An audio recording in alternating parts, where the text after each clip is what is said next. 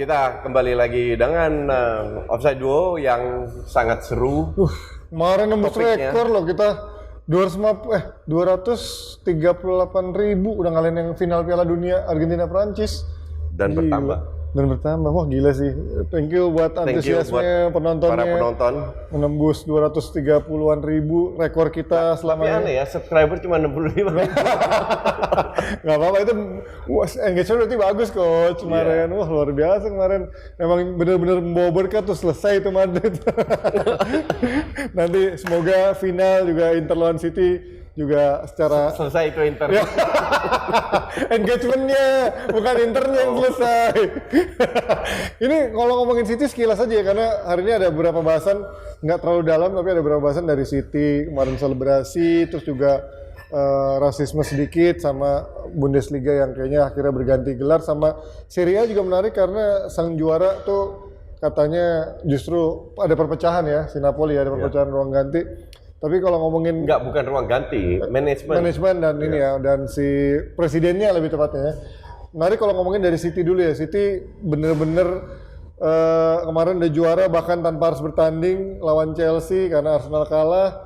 Tapi kalau kita ngelihat masih ada euforianya jangan terlalu ini kali ya coach ya, karena mereka masih ada dua tugas lagi sebenarnya yang harus dikejar, yaitu Maka dari FA itu Cup kemarin dan yang Champions diturunin League. pelapis kan Ya. untuk mengantisipasi. Walaupun masih panjang ya, maksudnya jaraknya masih jauh ya. Untuk sama FA Cup aja masih Iya. jauh ya.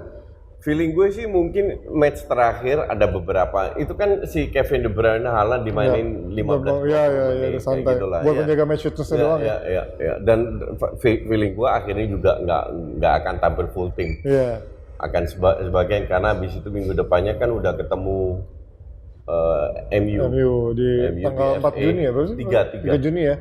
3 Juni ketemu MU, Sabtu juga. Iya. Terus Sabtu depannya ketemu Inter. Wah itu Jadi tetap 3 weekend beruntun. Iya. Tapi nggak terlalu beda-bedan. Beda kalau zaman dulu kan biasanya pertengahan Mei, tanggal 20 Mei, 18 Mei itu udah final Liga Champions tuh. Iya. Jadi membuat mereka harus menjaga lebih kondisinya biar nggak cedera, biar nggak kecapean. Tapi sekarang dengan rentang waktu yang cukup panjang, istirahatnya sih lumayan enak ya. Dan Inter juga kemarin enak karena tahu Juve, tapi Juve itu katanya pengurangan poinnya kemungkinan musim depan coach ya, bukan musim ini. Gue belum baca detail sih. Bukan musim ini, tapi keputusan itu ini kan Senin malam, sekarang Senin jam 9. Jadi keputusannya mungkin hari ini, kayaknya hari ini Senin malam, bahwa FICG itu minta pengurangan poin 11 poin. Oh, bukan 12 poin ya, jadi 11 poin. Tapi itu jadinya bawa berkah banget buat Inter, Lazio, sama Milan, atau bahkan Atlanta Berkah ya. buat Milan. Iya, Milan yang tadi udah udah nggak sukses di mana-mana, akhirnya bisa kedapatan jatah Liga Champions. Tapi kalau City coach, kalau seandainya dia gagal Liga Champions sih, kalau FA Cup mah nggak peduli kali ya. Kalau gagal jadiin rumah makan Mang City. Jualan Karena ini kemungkinannya 90% ya orang pada menjagokan City ya secara kualitas lu ya. lihat lawannya. Permainan, Dan ya. kebetulan dengan segala respect untuk Inter, tapi ya Serie A masih jauh lah. Iya. Dan Inter juga sangat tidak konsisten. Iya. Lu kalau lu pemain City, akan lu lepas nggak? Enggak lah. Bakalan. Ini yang target mereka ini. Lu akan habis-habisan. Iya. Inter masih pernah menang Champions League. Nah, City belum pernah. Iya kan? Iya. Nah, ini mereka akan tampil habis-habisan untuk memenangkan. Dan kalau udah, jangan kaget kalau salah satu Bernardo Silva atau Gundogan tetap stay, nggak pindah. Oh iya. Ya karena memang ini kayaknya hegemoninya lagi bagus-bagus ya kalau Kecuali Pep sudah punya plan B yang kita semua nggak tahu. ya pemain-pemain yang diincar ya. Yang jelas bukan kayak Calvin Phillips. Katro. Nah, sementara itu Inter juga minggu ini kan satu gelar menuju juga kan, karena ada Coppa Italia final lawan Fiorentina. Itu kapan? Kamis besok, gue siaran juga tuh. Habis siaran gue langsung bikin topping kita. Lu siaran big match semua ya? Iya, kayak kemarin bukan big match anjing. Ini baru big match. Gue siaran big match. Di member, dia siaran divisi 2. Tapi big match, playoff itu, tiket promosi. Dan hari Kamis ini Inter akan ketemu Fiorentina setelah kemarin kalah sama Napoli. Menurut gue bukan sebuah kekalahan yang bikin panik karena Internya juga ketahuan rotasi, ada si Joaquin Correa, ada Gagliardini, ada beberapa pemain lain yang menurut gue emang bukan full tim, nggak terlalu serius mainnya. Dan kemarin kekalahan 3-1 lawan Napoli bukan jadi tolak ukur, tapi justru ini lawan Fiorentina karena kartu merah juga. Iya ya, lawan si Gagliardini itu kan, emang gue itu pemain dari dulu gue nggak ngerti kenapa dipasang mulu. Nah lawan Fiore ini menurut gue penting karena ini satu gelar lagi buat Simone Inzaghi karena tahun lalu juga udah juara Coppa Italia, tahun ini Coppa Italia juga dan udah Super Coppa. Artinya kalau dia bisa 2 juara udah lumayan. Nah tinggal terakhir nanti Liga Champions. Ya itu yang jadi momen, kita nggak ada yang tahu. 5% itu penting. Udah ini nggak penting, nanti kita previewnya nanti. Coach Justin pulang dari Jepang baru kita preview menuju final Liga Champions, walaupun kayaknya susah mau di preview apapun. Karena tuh udah ada teori telur, kok sudah lihat belum yang video teori telur ya kan? Itu sengaja, itu sengaja telurnya telur matang. Lawan telur yang itu kalian gitu masih percaya Ada gitu. teori telur, teori apa pemain Kroasia Enggak. bawa juara. Kalau lu kayak si apa dulu ada Ya binatang, gurita apa? Ya gurita ya kan. Paul. Kalau gurita Pol, lu nggak bisa atur lah, ngerti nggak? Iya. Dan itu benar semua kan? Binatang, akhirnya mati kan? Oh ini kan bisa diatur ya? Ini kan bisa diatur. Tapi itu kan udah ada cukup lama kok. Maksudnya kenapa Inter yang diomongin? Yang diunggulin? Yang bikin fans Inter jelas. Jadi kalau kemarin banyak yang DM gue, Bang, lu fans Inter harus optimis dong, lihat tuh ada teori telur itu. Itu bukan teori, itu cocokologi namanya. Kalau lu udah sampai ngeprediksi tim favorit lo dari teori telur kayak gitu, artinya lu udah desperate banget secara taktikal dan juga secara kualitas. Tapi baik lagi, final anything can happen ya. Iya. Gue masih setuju sebagai fans, pengen tahu ada keajaiban. Pasti fans MU sama fans Inter, which is dua-duanya lu, pasti pengen Inter minimal satu lah. City nggak juara. Nggak treble lah, nggak treble ya kan. Nah, gue bilang bebas, gue setuju. Sekarang kan masalahnya untuk gue ya, makanya gue kasih karena ini sepak bola, makanya gue kasih 5% peluang Inter menang. Tetap ada 5% kan? Lumayan. Kalau lu tanya gue akan bilang ya tergantung City. Mau menang 1-0, 2-0, 3-0, 4-0, 5-0. Ya kita lihat aja, semoga City pemain-pemainnya lagi off day semua, sekalian satu tim ya kan. Nah itulah, ada momentum. disitulah letak 5%-nya. Kalau pemain City, kalau Haaland amnesia, nggak nemu stadion, Kevin De Bruyne berantem sama bininya dikekep di apa namanya basement, ya kali dah. terus 3 kartu merah. Bambang bangke deh, tapi menarik ya nanti seperti apa finalnya, kita akan bahas juga preview menuju sana. Tapi kemarin juga baca komen menarik dari penggemar Offside Duo, banyak yang bilang, Bang, ini IPL apa Inggris tuh cuman 2 tim Manchester ya.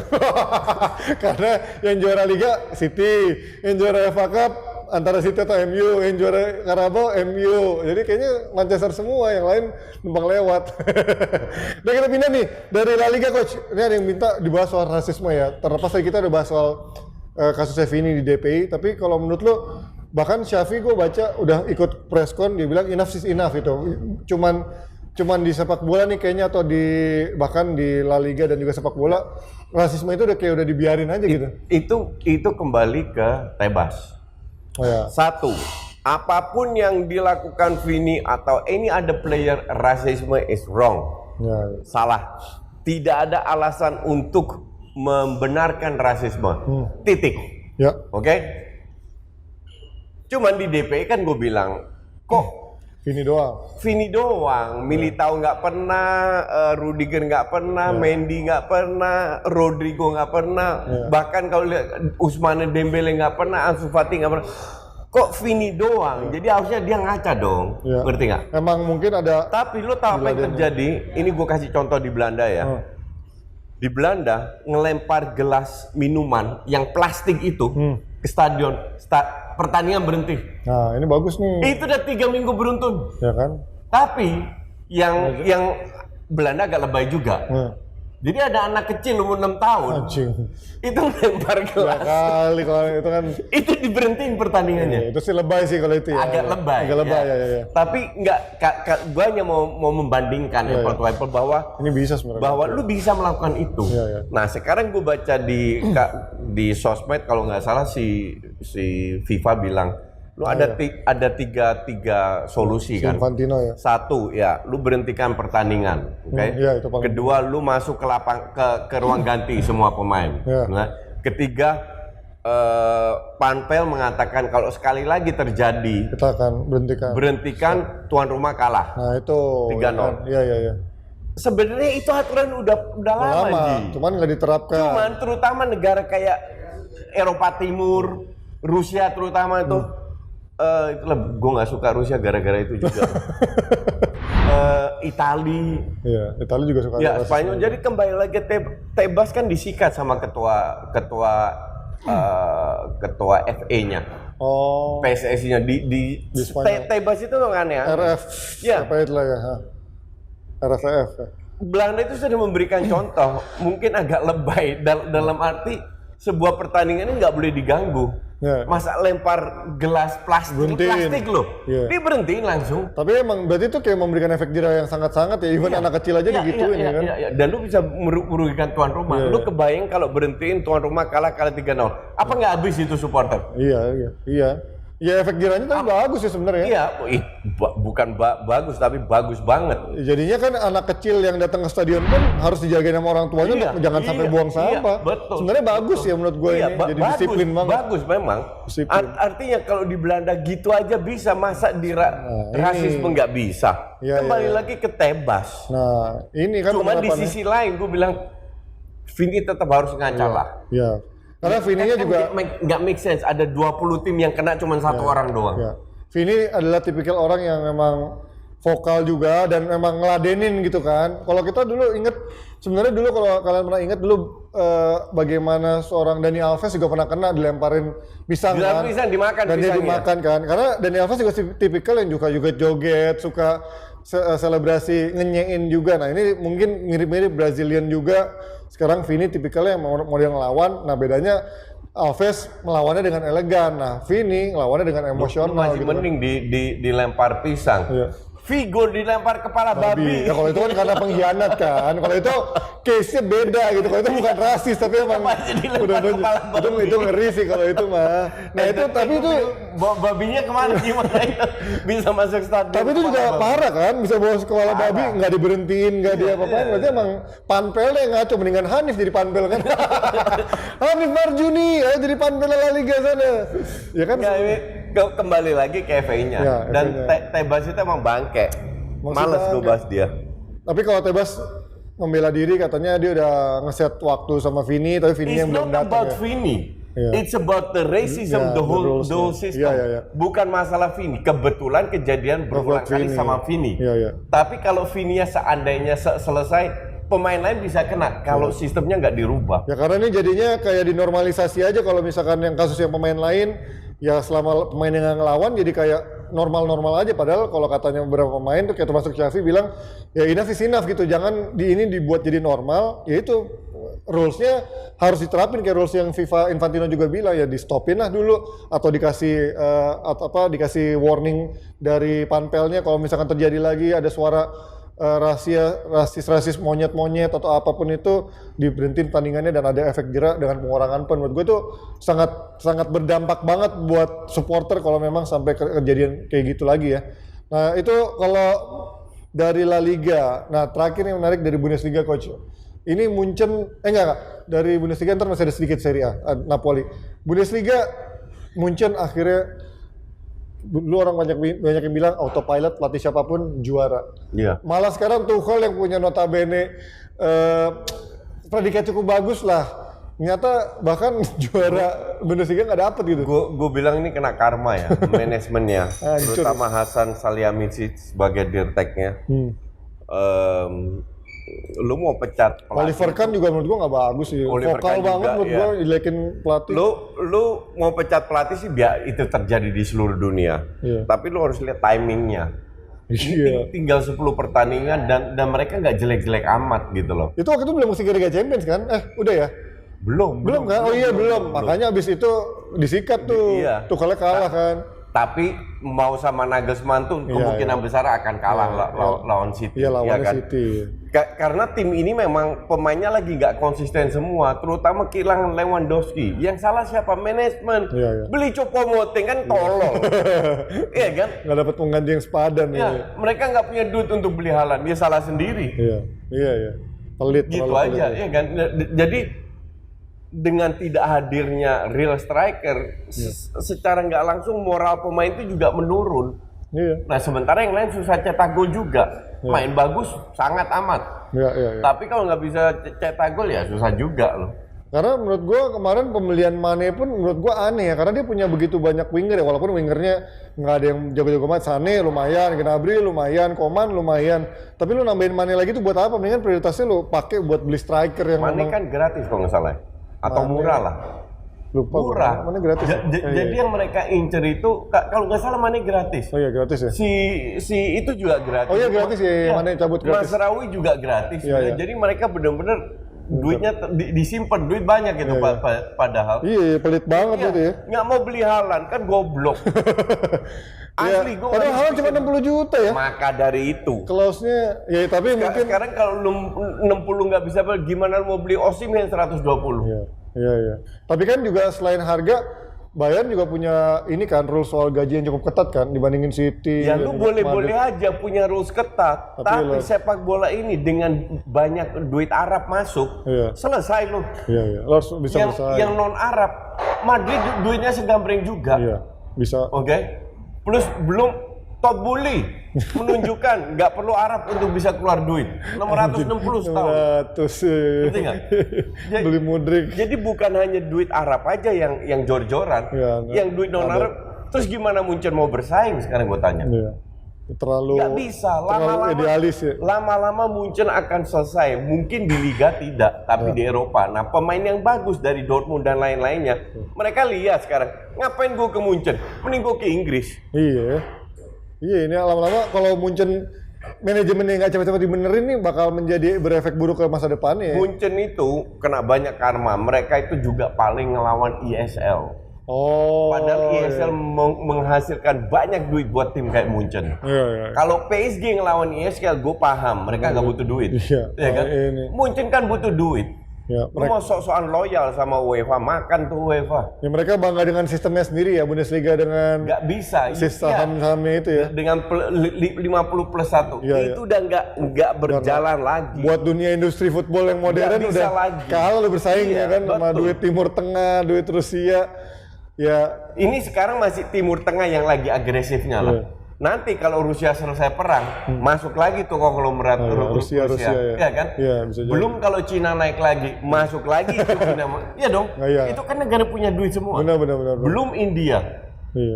Iya, nggak akan bisa lama tuh idealisnya Jerman. Yang belum Afrika. Emang Afrika nggak ada orang kaya? Iya. Orang Afrika siapa waktu itu yang bilang mau beli? Ya, yang mau beli Arsenal, fans Arsenal, salah satu orang terkaya di Afrika. Mungkin lu pikir mereka nggak punya duit? Iya kan? Bukan Amerika doang, sama yang lain juga punya duit. Lama-lama kembali lagi, orang yang kaya ini ngelihat ternyata invest di sepak bola itu menguntungkan. Kalau dikelola dengan benar, contoh Man City, dalam jangka panjang. Iya kan? Nah, cuman sekarang lu harus bisa invest. Nah, Munchen nggak bisa kayak begini, lu nggak bisa ngadain supporter. Udahlah, masa itu udah selesai, udah lewat. Di Bundesliga doang jago kandang ya kali ya mungkin, tapi kalau buat di Eropa lama-lama juga kalah. Akan susah begini. Karena sehebat-hebatnya pelatih tetap butuh pemain hebat. Iya, itu benar sih. Yang cetak gol itu pemain bukan pelatih. Ya itu kita lihat apakah benar-benar Munchen akhirnya putus rentetan gelarnya setelah berapa tahun nggak pernah, gua sampai lupa terakhir tuh eranya juara tuh 11-12 Jurgen tahun. Klopp tuh 2012 ya apa 2011 lupa. Ya 11-12 tahun kalau nggak salah. Jurgen Klopp tuh yang parah banget eranya Kagawa, Nuri Sahin dan lain-lain, dan sekarang akhirnya Dortmund lagi yang bisa memutus kalau emang nggak lawan Mainz ya, terganjal lawan Mainz kandang. Di kandang. Kalau sampai lepas sih goblok sih Dortmund. Goblok kalau sampai lepas. Beneran goblok. Nah ini yang menarik, satu lagi dari Serie A ada Napoli yang kok aneh baru juara setelah puluhan tahun setelah terakhir era Maradona, kok pelatihnya justru dilepas coach. Ini isunya ya yang memang terbaru. Bahkan dia udah mau keluar. Iya si Spalletti udah bilang. Spalletti bilang gue pasti keluar. Bahkan si Laurentisnya juga katanya pas di ketemu pers nggak mau ngomongin soal Spalletti kan. Jadi gini, Spalletti itu punya opsi perpanjang otomatis setahun. Ya. Kalau dia perform, dan itu terserah manajemen. Spalletti dengan sadar memberi tanda tangan. Tapi yang diharapkan pada saat diperpanjang itu ada kenaikan gaji. Wajar mereka juara. Iya. Sama De Laurentiis siapa itu namanya? Auxilio De Laurentiis. Itu asal diperpanjang. Dengan semua gaji yang sama. Ya ngamuk lah dia. Iya. Dia nggak mau tanda tangan. Iya, nggak dihargain ya. Nggak dihargai. Ini bagian of history-nya lo nggak ngehargain orang yang. Iya. Kalau di klub IPL mah bisa dikasih gaji 2 kali lipat kali lo. Diego Simeone aja langsung gaji termahal. Bukan Simeone, Sam Allardyce 5 pertandingan 500.000. Kalau Leeds State tambah 2,5 juta, dia bisa 3 juta untuk 5 pertandingan. Iya. Ya itu emang, gue tadi juga sedikit baca ya karena katanya dengan kesuksesan mereka yang udah bahkan tercium dari jauh-jauh hari kok nggak ada tanda-tanda manajemen kayak mau memperbarui kontrak dengan gaji nambahan dan juga proyek jangka panjangnya karena isunya selain si Spalletti yang direktur olahraganya tuh yang si Guintoli yang datengin Kvaratskhelia, datengin si Osimhen, terus yang si Zambo Anguissa itu katanya bakal mau cabut juga ke Juventus dan dia bilang nggak tahu nyinyir, nggak tahu sarkas, ya pokoknya Napoli selama ada De Laurentiis aman lah gitu. Berarti kan ada yang aneh gitu, ada secara internalnya kok Spalletti nggak diperpanjang atau nggak dinaikin gajinya, si Guintolinya menjadi aktor sukses di balik layarnya pun juga kelihatannya pengen cabut ke Juventus yang katanya isinya Juventus yang menurut gua juga lagi nggak baik-baik aja. Apa iya faktor duit doang yang membuat akhirnya itu cabut ya? Lu sebagai pelatih yang lu incer 1 gelar, Oke, semua pelatih begitu. Cuman pelatih ini juga karyawan. Dia butuh duit. Dia butuh bonus, butuh apresiasi. Dan ini adalah peluang untuk Spalletti negosiasi ke klub lain dengan harga tinggi. Harganya kan lagi melonjak sekarang. Kalau tahun depan dia stay, asumsi Osimhen dijual, Kvaratskhelia dijual, nggak dapat penggantinya, ancur-ancuran Napoli. Siapa yang ngambil Spalletti? Itu. Iya kan?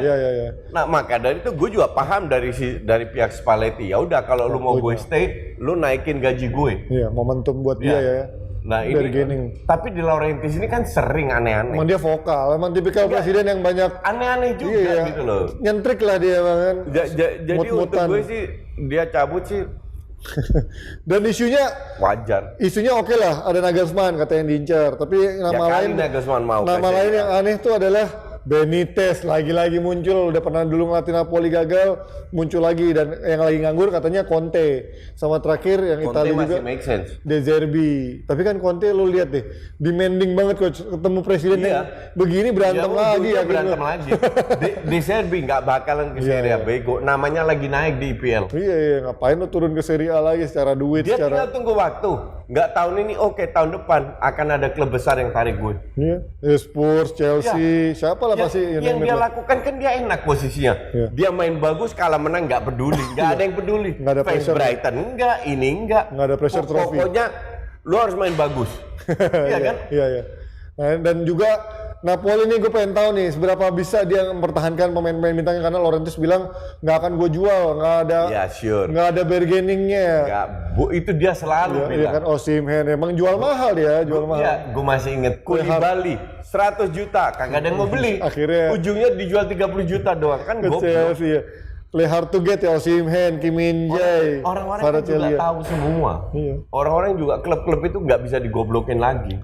Ya kita lihat apakah Napoli cepet masih wajar lah kalau gue setuju. Harganya segitu. Dulu Higuain juga segitu kan ke Juve 90, ya Osimhen wajar lah lagi masih muda. Tapi bukan berarti dia nggak mau dijual. Itu cyber owner yang basi yang nggak punya kreativitas. Gitu. Menarik ya nanti bagaimana musim depan Napoli. Laurentiis orang yang berjasa membangun, tapi apakah juga dia orang justru menghancurkan satu persatu pion-pion yang berjasa dari pelatih, direktur sampai pemain-pemainnya ya mungkin kalau pemainnya dipaksa bertahan pun nggak nyaman karena gue yakin Kim Min-jae pindah kalau kan gajinya Napoli seberapa kuat sih bisa bayar pemainnya dibanding Serie A, dibanding Inggris, dibanding tim-tim Paris Saint-Germain atau La Liga ya kita lihatlah seperti apa nih update dari Offside 2 cukup sekian. Ketemu lagi hari Kamis besok untuk lihat Inter juara trofi keduanya musim ini sambil menunggu trofi ketiganya. Sampai ketemu di episode berikutnya. See you.